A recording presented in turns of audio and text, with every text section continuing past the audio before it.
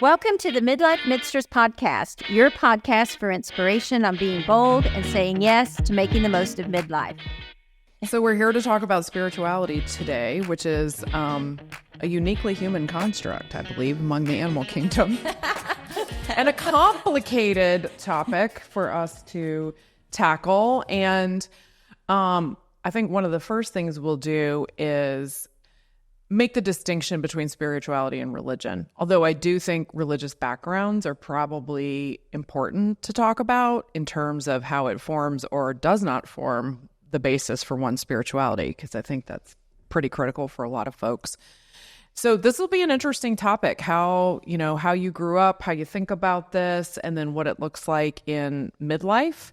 And so I think if y'all are okay with it, a little bit of background on people's, if you grew up in a faith tradition, I do think that would be interesting for people.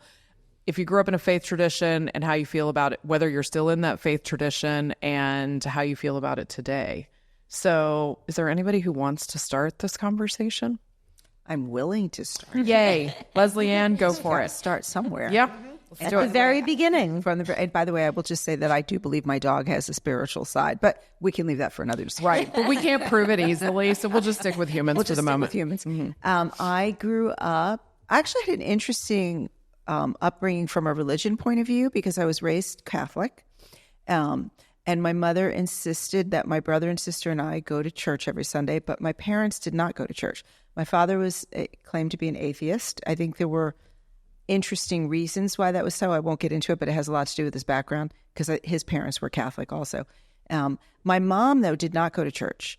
And I did not know for many, many years why she did not go to church. And it was because she had been married and divorced as a young woman and was told by her priest at the time she got divorced that she could not come to church anymore if she got divorced. So she took him at his word and never went to church. But she made us go. And interestingly enough, my brother was allowed to stop going when he made his confirmation, but my sister and I had to go. And of course, my sister got married. My sister's she's 9 years older than I am. So she got married early at 20, 21. And so it was just me. And I went to church a lot by myself, which is just kind of weird. I actually always liked church, but I did not like the Catholic Church. I'm just being honest. It just felt kind of a little soulless to me. So when I got older and I went to college, I didn't go to church at all.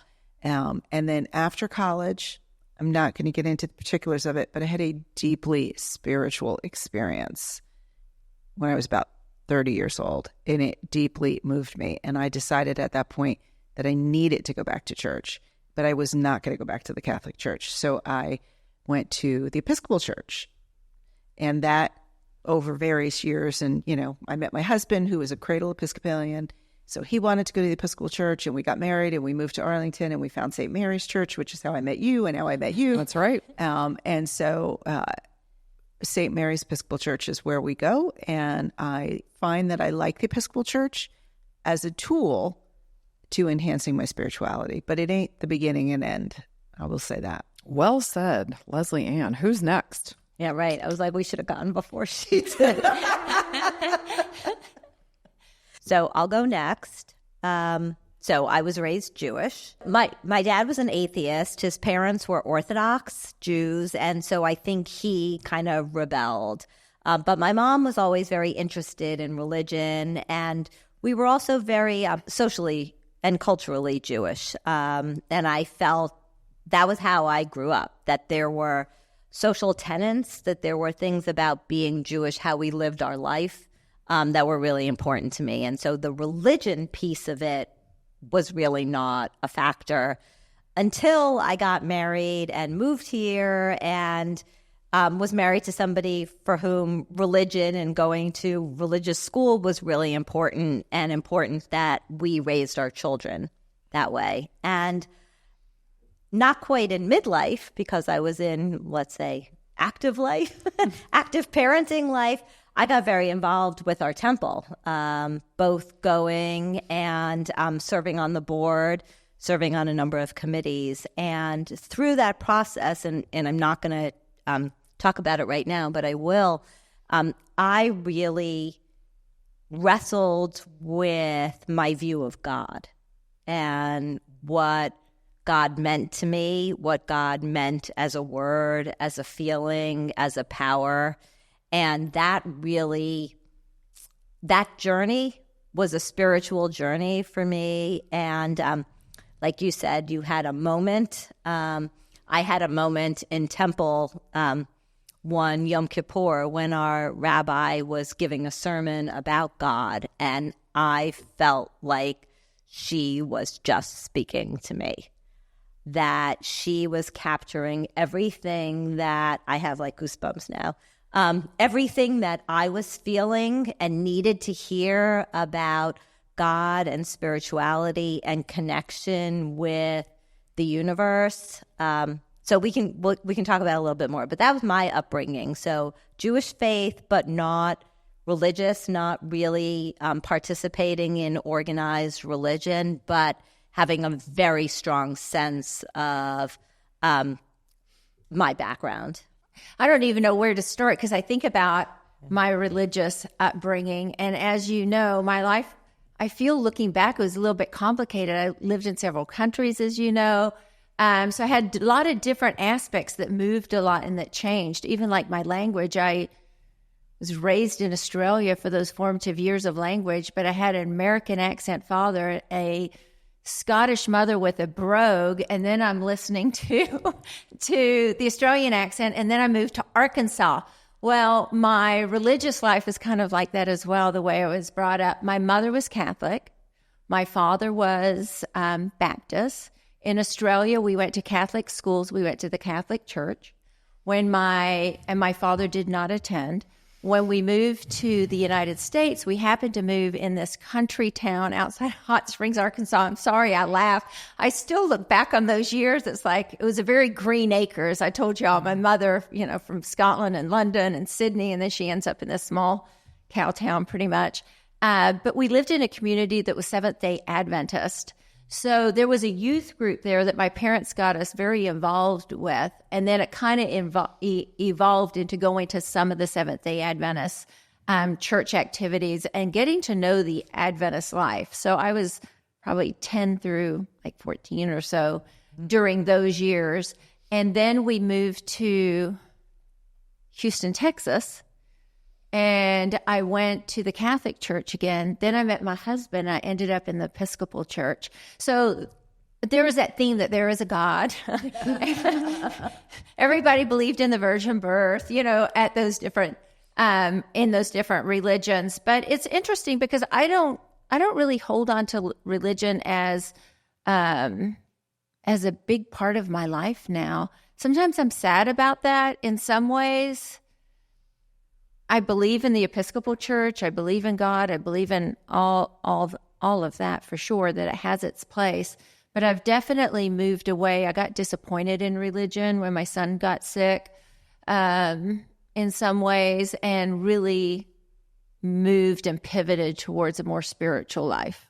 So that's kind of where I am now. So like y'all, I actually had a pretty eclectic religious upbringing. My father is from Honduras and was Catholic. My mother was Southern Baptist, and so we were reared in the Southern Baptist Church, and we're very active churchgoers. I loved church as a kid. I've never had perfect attendance in my life except for a choir at Southern Baptist Church on Wednesday nights. And I still have my junior hymnal, and anybody who happens to be Southern Baptist who's listening to this will know you got that New Testament when you went to kindergarten. So I got my little pink leather covered New Testament that I still have. I didn't know they came in pink. They did. Well, I don't know what color the boys got, but we had pink New Testaments. So when we moved from my hometown to Macon, Georgia, we were looking, when my mom married my stepdad, who was Jewish. We moved to Macon, Georgia, and we were looking for a church. And it was in the early 80s when the Southern Baptist Church was becoming very political. And my mother called my grandmother crying one day and was like, what is happening? We went to this church and he's talking about how women shouldn't, my mother worked because she'd been a single mom before she married my stepdad. And it's like, women shouldn't work and you can't be divorced and all these things. And my grandmother was like, that's not how you were reared and whatever. So we ended up converting, and I became Episcopalian when I was 9. And it's funny because now there's still certain things that I do that are sort of Baptist. Like I still have a little bit of challenge with the Book of Common Prayer in the Episcopal Church because that's not how Baptists do it. You talk straight to Jesus. You don't need a book for that. But I loved the Episcopal Church growing up. We had a fabulous youth group. I was baptized in the Episcopal Church when I was in 6th grade because Baptists don't actually get baptized till 5th or 6th grade. Episcopalians get baptized at birth. So I had not been baptized. So I went through the whole thing and I was super into it. I was all about it. I was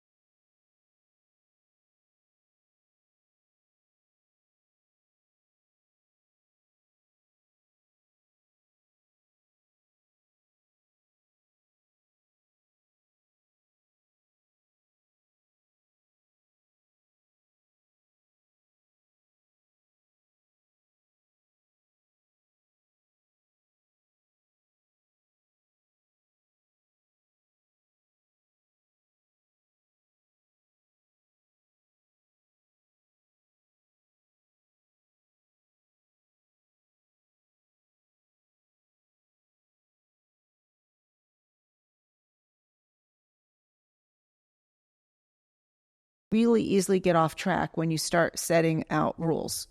You have to do this to be a good Christian, or you have to do this to be a holy person, or you have to do this to be a good Jew, or whatever. I just don't see it that way. And I struggle with that a lot because that means that everything's open, right? And you have to kind of figure it out. I like being in a community of people that are also seeking, but I may not be seeking the same thing they are or in the same way. Totally agree. Although I reared my children in the Episcopal Church in part for that moral compass piece, but we were always a little, like we didn't go every Sunday. There needed to be a little bit of distance. There needs to be some questioning. One of my children was always like, I don't believe in this. I'm like, that's fine. You don't have to. He's like, I don't. And he goes, well, then why do we have to go to church? I'm like, that's a different thing. It's about community and fellowship and some other stuff. But I agree with you because the dogma around that stuff is a huge turnoff and has become more of a turnoff as I've gotten older. Right. You know, it's interesting because I said my dad was an atheist, and actually, I think what that stemmed from, my dad, as you guys know, died when he was 58 and I was 21, so I never really got to talk to him about this, but I surmised from what I know about his background, and it's actually similar, Marian, to something you said about like when your child got sick, it was questioning. My dad, his father died when he was 7 years old. And my father was raised in Paterson, New Jersey. He was a child of immigrants, and they were very poor. And when my grandfather died, my grandmother could not afford to bury him. And so they lived in a one-bedroom apartment, and there were 4 kids and my grandmother. And so for a week, my grandfather's body laid in a casket on the middle of the living room floor, which also happened to be the room in which my father and his brother slept. Wow. And my father was 7. And I really think that in his mind, the way he came to terms with, I'm getting emotional, sorry. Though we all are. Oh, my gosh. The way he came to terms with sleeping next to his father's dead body was to say, death is death, that's it, there's nothing else. And he would say that to me when I was growing up, dead is dead. Like, there's no afterlife, there's nothing. I think he convinced himself of that because as a 7-year-old child, he had to. But the interesting thing is that despite the fact that I loved my father dearly and he was my teacher and my wisest guide through my life until he passed away, I never believed that. I always believed there is something else. Like, it was just in me to believe that. And I think really maybe he did too. He just couldn't allow that thought in. So let's pivot there, It's because I think dramatic. that's a really that's the entree. We've set religion to rest. Let's actually talk about spirituality, which is not the same thing. And I think that's it. I think that's where we should kick off that conversation. So who wants to start that? So I'll start it because I think, you talked about, like, have we changed how we look at spirituality in midlife? And I wouldn't say for me it was my age as much as it was my experience with my friend dying. And I know we've talked about this previously. I know I talked about the fact that my dog woke me up in the middle of the night so that I could get the call from her husband saying that she had died. Now I'm going to get emotional.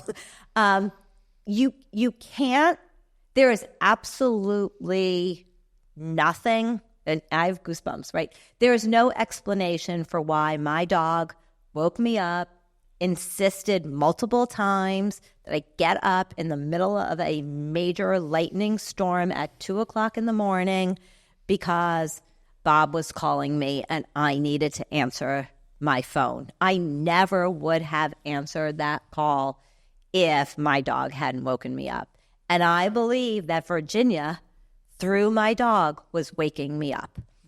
And it happened another time where, I had this frog sit on my front step for 2 hours sitting. I sat out there looking at it, talking to me.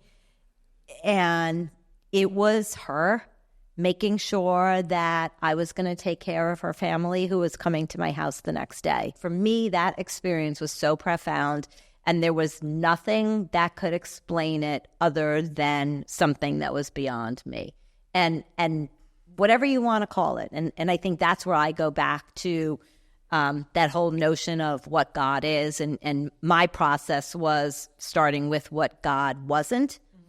Which allowed me to then expand to what I believe that God, spirituality, something outside of us that connects with us. And that was, for me, that experience was just incredibly telling. And you knew from the beginning, it wasn't in retrospect, because you took a picture of the frog and sent it to me. Yeah. You knew at that moment. A lot of times I think we look back and realize that maybe that is something we didn't think it was at the beginning, but now it is. Right. But you were so moved by it from the very beginning. Yeah. And that's You why I knew. sat for 2 hours with Yeah. the frog, because I was Remember. like, I can't leave. Yeah, I remember. Yeah. So I can, it's a little bit of a long story. I'll condense it. You guys know I was married before and then got divorced and met my current husband, who is my wonderful husband, who I will be married to forever. But in between, when I was making the decision whether or not to leave my first husband, I was not going to church at that time. That was before I decided that I wanted to go back to church. But I needed some time to think about what I wanted to do. And I had a good friend at work at the time. She was Mormon and very religious. And I was a little wary of the Mormon church, to be honest, although I've since changed that view because people believe what they believe, and it's a heartfelt, genuine belief, and that's wonderful, right? But I talked to her and I said, I think I'm going to go away for a couple of days and just kind of put my head together. And she said two things to me. The first thing she said is, I think that's a good idea, because the caterpillar, in order to become a butterfly, has to build a cocoon around itself and let time do its work. And you're like a caterpillar that needs to emerge. So I thought that was a beautiful thing. And mind you, for someone who was very religious, like the thought that she was embracing the fact that I might be deciding to leave my husband was kind of momentous. Her openness to that was really important to me. The second thing she said was, if you're going to go and you're going to think about what you're going to do, you should take a Bible with you. Now, that to me was more predictable. And I was like, yeah, right. I'm going to take a Bible with me. Great. But it happened that afternoon, I had a session with a therapist. I was seeing a therapist at the time. And I jokingly said to her, I'm going away for the weekend. I'm trying to decide what I want to do. My friend said I should take a Bible. Ha, ha, ha. And my therapist said, why would you laugh at that? Have you ever read the Bible? And I was like, no. She's like, well, then how do you know what it says? I was like, I think I know what it says about divorce. She's like, you are so naive. So I thought, okay, maybe I'm being silly. And to make the long story short, I did get a Bible. I had my dad's old King James Bible, which he had gotten in college, because oddly enough, although he was an atheist, he took a religion course, which is why I don't really think he was truly an atheist. Anyway, I was not going to take that because the King James Bible is really hard to read. So I went to the bookstore, bought a different version of the Bible, took it with me that weekend. I can only say that I started with the New Testament instead of the Old Testament, which had always been a stumbling block, all that old language. Mm-hmm. And as I read it, I felt like something was being revealed to me that I hadn't previously understood. Mm-hmm. And that was the concept of love. Because when you read about Christ, and I'm not, I'm totally accepting of other people's religions. This was just mine. It was about love, right? As our current bishop in the Episcopal Church says, radical love. Mm-hmm. Anyway, that night there was a huge thunderstorm. And I remember thinking, wow, like what the heck? It was a beautiful sunny day. Now it's like pouring. And I was staying in an attic room at a B&B, and the rain was pouring on the roof, and it was like thunderstorm and just like crazy. And I was thinking to myself, is this for me? Is this like the exclamation mark to what I've been reading? But I thought, that's crazy, right? The next morning, and I said in an earlier conversation we had, I'm not an exercise person. You guys know that about me, right? I won't use a curse word, but I effing hate exercise. I, for some reason, had packed running shorts and running shoes. So the next morning I got up and I thought, oh, you know what? It's a beautiful post-rain morning. I'm going to go for a jog. Went for a jog around. I was in Chincoteague Island. Went for a jog around the island. Passed this little church.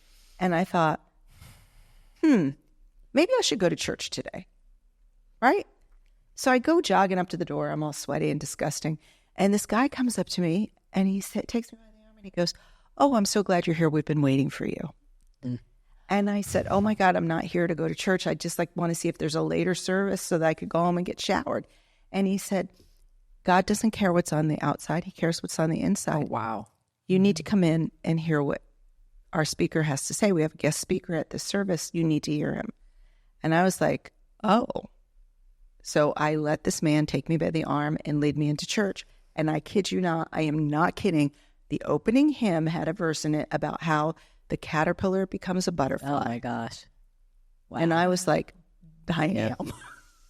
I am meant to be here. Yeah. And then the whole sermon was about when you are at a crossroads in your life, how do you know where it is that God is leading you? And of course, I was at a crossroads in my life. And so the upshot of all that was, I always believed there was a God. I walked out of that church absolutely certain that there is a God. And I also walked out thinking, things are not as easy as you think. It's not as easy as just reading something to figure out what the rules are, because in fact, the Bible didn't say anything to me about whether I should or should not divorce my husband. But I knew that I would know. And about 2 weeks later, I was sure. That's a whole nother story, but I was sure. And so I have been going to church ever since that day. Mm-hmm. It just really, boom. Yeah. Well, I feel like we need to yeah, exactly. I was like, I think we need to take a moment. Well, listening to you when you're talking about the church and what it did for you at that point, my spirituality journey It's a spirituality. I told you this earlier. It's hard for me to talk about in general because I think Because it's like embarrassing and weird. and I think I'm still trying Feels to like that. find what that is for me. If somebody wanted me to define what spirituality is for me, it's finding this deep peace, being centered within myself. Like when you were at that church, you got peace Absolutely. that you knew. And so seeking things that'll put me in that place where I feel centered and open to experiences and feeling I'm being my best self. I know it sounds strange. It's probably not even in the definition of spirituality. But whether it's meditating, for me, it's going out with my camera. It's going out in nature. It's listening to my inner voice and to what might be out there, to where I can be a better person for myself and for others. To me, that is my spiritual journey. All of you talked about, well, most of you talked about one pivotal moment that you had, the frog, the church. This is a story I don't tell. So my husband knows this story. My son does not. Hunter or Kaysen do not. My sisters do. And it's an odd story, but in retrospect, looking back at it, it's pretty profound. So I was pregnant at 27 years of age with my first child, with Hunter. Had a great pregnancy. Had some hypersalivation, but other than that, I was fine. Our families were very healthy. My husband's mother had cancer, but outside of that, no like congenital issues with kids or anything like that.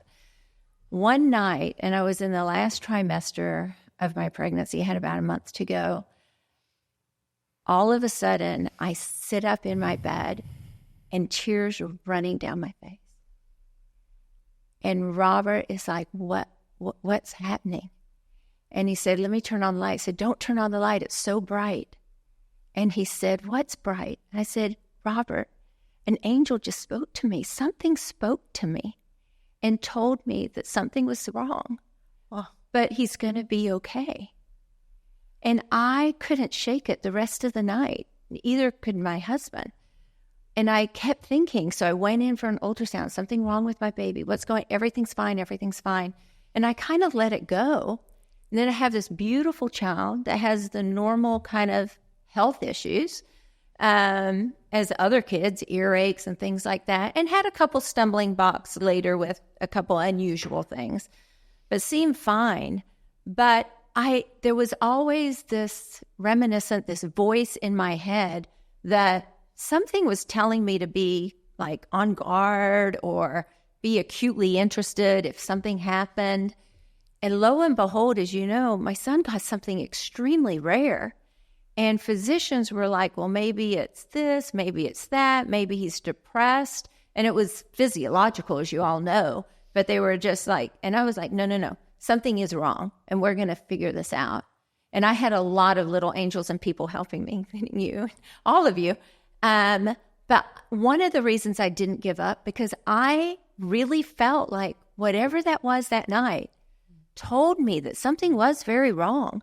And had my son not gotten the treatment he needed, and he would never have gotten it, had I not been persistent. Oh, you were the one for and 7 not giving years. up. And I had people like you linked me with people and physicians where I was able to move forward. But when you're talking about those pivotal moments that change something, that I don't know if it was an angel. I have no idea. Felt like it. It was a light. No words, but in my head it was words that whatever it was saying. And I've never had anything like that again. But it was moving, and it gave me what I needed to not listen to anybody else, because I heard something in the middle of the night with a bright light, and I knew something was wrong. That explains so much, because you were always so And you were after for persistent and 7 determined, years. to figure out what was going on. And I mean, I think it's amazing and admirable anyway. But at the time, I remember thinking, wow, she is not going to let this go until she gets an answer, which is so amazing. So many other people would have said, okay, well, the doctors can't figure out anything major. Right. But you knew. I knew. And I didn't tell people, like I've never told you, I've known you like 25 years. because I thought people would think I'm crazy. You're not crazy. But it was something, and it is what pushed me down the road to not give up, whatever that was. So let me tell y'all something, because I think this is an interesting part of our conversation. So I told y'all there was a 4-year period that I was down on church, and some of it had to do with some events that happened in 2019 where there were some deaths in our extended family that were tragic and awful. And then COVID happened, and then it was just one thing after the other. And Leslie Ann knows this because she and I had coffee about this, and I was just, there were a whole series of things that made me just enraged. I was enraged about a lot of things, but church just sent me over the edge all of a sudden for whatever reason. So a very close friend of mine from church, who you all know, Gretel, said to me, you need to listen to this podcast. Do you know who Rich Roll is? And I was like, yeah, he's a podcaster, and I've listened to him off and on for years.